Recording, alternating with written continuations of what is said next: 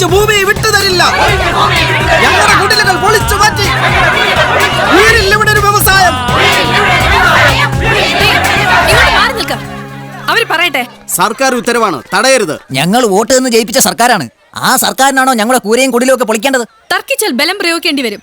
സർക്കാർ ഏറ്റെടുത്ത ഭൂമിയിലുള്ളത് എന്തും സർക്കാരിന് പൊളിച്ചു മാറ്റാം. കേറിക്കിടക്കാനുള്ള കൂര പൊളിച്ചിട്ട് ഒരു വ്യവസായവും വേണ്ട. നഷ്ടപരിഹാരം കടലാസിലാ. അത് തന്നിട്ട് മതി ഞങ്ങളുടെ വീടിന്റെ ഒരു കല്ലളക്കാൻ. അതൊന്നും ഞങ്ങൾക്കറിയില്ല. വ്യവസായ വകുപ്പിന് വേണ്ടി അക്വയർ ചെയ്ത ഭൂമിയാണിത്. നിങ്ങൾക്ക് പരാതി ഉണ്ടെങ്കിൽ സർക്കാരിൽ അറിയിക്കണം. ഞങ്ങളെ കല്ല് ചുമന്നും കഷ്ടപ്പെട്ടും രക്തം വെള്ളമാക്കി ഉണ്ടാക്കിയ മുതലായത്. അതിൽ തൊടുന്നതിന് മുമ്പേ ഞങ്ങളെയൊക്കെ കൊല്ലേണ്ടി വരും. കളക്ടറെ, മര്യാദയ്ക്ക് പോലീസിനെയും പട്ടാളത്തിനെയും വിളിച്ചോണ്ട് പൊക്കോണം. നോ, എനിക്കൊന്നും കേൾക്കണ്ട. എനിക്ക് ഉത്തരവ് നടപ്പാക്കിയേ പറ്റൂ. നിങ്ങൾ കേക്കണം കളക്ടറെ, ഇതേ ഞങ്ങളുടെ കൃഷ്ണാടിന്റെ കാലത്ത് തുടങ്ങിയ പ്രശ്നം. നമ്മള് വ്യവസായത്തിനൊന്നും എതിരല്ലെന്ന് ഒഴിഞ്ഞു പോവാനും തയ്യാറാ. പക്ഷെങ്കില് ഞമ്മൾ ആവശ്യപ്പെട്ട ഭൂമി അത് കബൂലാക്കി ആ കടലാസ് ഞമ്മടെ കയ്യിൽ വെച്ച് തരണം. ഇല്ലെങ്കിലേ ആദ്യം ഞമ്മടെ മയ്യത്തെടുക്കേണ്ടി വരും.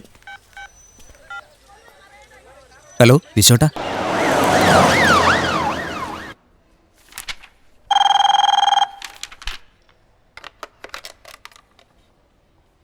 പറയൂ. ഓഹോ, അയ്യോ വേണ്ട, പെട്ടെന്ന് കയറിയങ്ങ് അറ്റാക്ക് ചെയ്ത് കളയരുത്. മയത്തിലൊന്നുകൂടി ഒന്ന് പറഞ്ഞു നോക്ക്.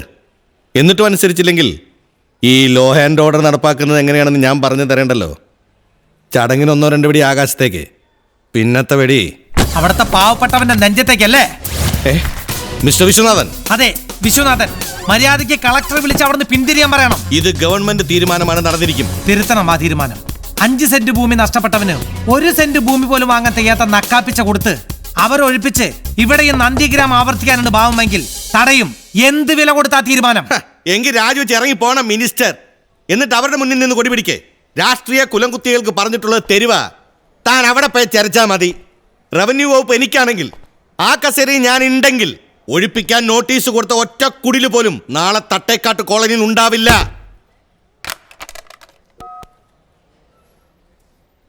കളക്ടർ മീരാദേവിയെ കണക്ട് ചെയ്യൂ.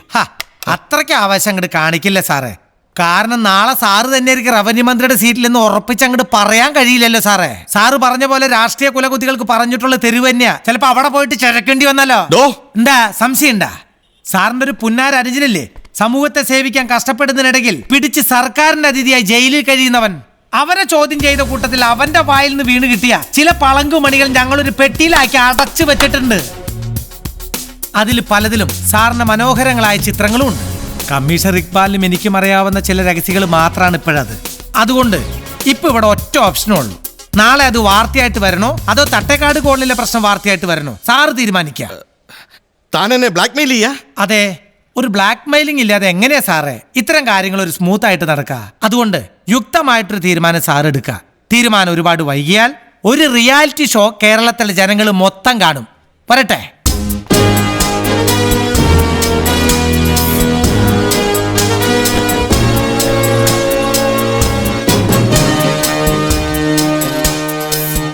CM-നൊന്ന് കണക്ട് ചെയ്യേ.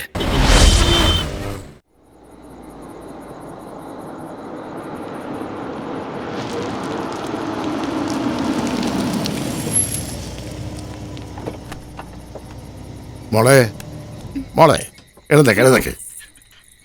അച്ഛനെ ഒരു ഗസ്റ്റ് ഉണ്ട്. മോള് പോയി കിടന്നു. ഞാൻ ഉറങ്ങണതിന് മുമ്പ് വരുമല്ലോ. പിന്നെ എന്താ സാർ അത്യാവശ്യമായിട്ട് കാണണമെന്ന് പറഞ്ഞത്? നടരാജനുമായി വീണ്ടും മുടക്കിത്താനല്ലേ സാർ? അത് പിന്നെ ഒരു കണക്കിന് തട്ടേക്കാട് കോളനി പ്രശ്നമാ പാർട്ടിക്ക് തന്നെ അച്ഛനെ വേണ്ടാതാക്കിയത്. സത്യം പറഞ്ഞാൽ ആ പ്രശ്നം തന്നെയാ ചരിത്രത്തിൽ ആദ്യമായി തുടർച്ചയായി ഒരേ പാർട്ടിക്ക് തന്നെ വീണ്ടും അധികാരത്തിലേറാൻ അവസരമൊരുക്കിയത്. നിന്നെ പുറത്താക്കാൻ പ്രത്യേകിച്ചൊരു പാർട്ടിയില്ല. പക്ഷേ അതിന് ശ്രമിക്കുന്നവർ പുറത്തുണ്ടായിരിക്കും. രാഷ്ട്രീയത്തിൽ വേണ്ടത് എടുത്തിയാട്ടമല്ല, തന്ത്രമാണ്. ഇല്ലെങ്കിൽ അത് ശത്രുക്കളെ സൃഷ്ടിക്കാനേ കഴിയൂ. എന്റെ കൃഷ്ണേട്ടന്റെ മകൻ ഒരുപാട് ഉയരത്തിലിരിക്കുന്നെന്ന് കാണാൻ മോഹമുണ്ടെനിക്ക്. ആ മോഹത്തിന്റെ കടക്കൽ കത്തിവെക്കാൻ പാകത്തിന് നീ ശത്രുക്കളെ സൃഷ്ടിക്കരുത്. ഓർക്കുക, ശത്രു സംഹാരമേ ഉള്ളൂ, മനുഷ്യത്വമില്ല. അതാണ് പോളിറ്റിക്സ്. സൂക്ഷിക്കണം. ഇത്രയുമേ ഇപ്പോൾ എനിക്ക് ഇതിനോട് പറയാനുള്ളൂ.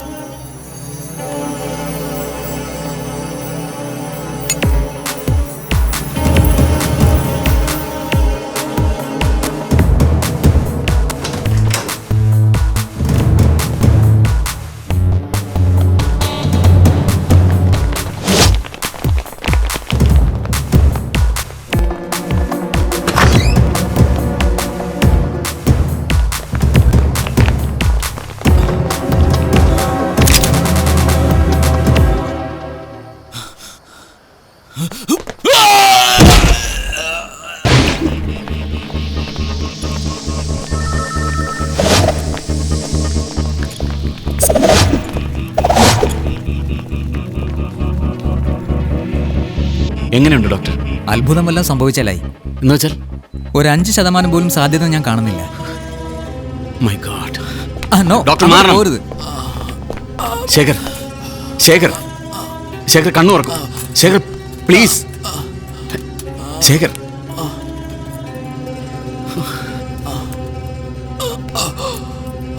ആഭ്യന്തരമന്ത്രിയെ ആഭ്യന്തരമന്ത്രി ഏതാനും ദിവസങ്ങൾ ശേഖർ, ശേഖർ പറയൂ. കമോൺ.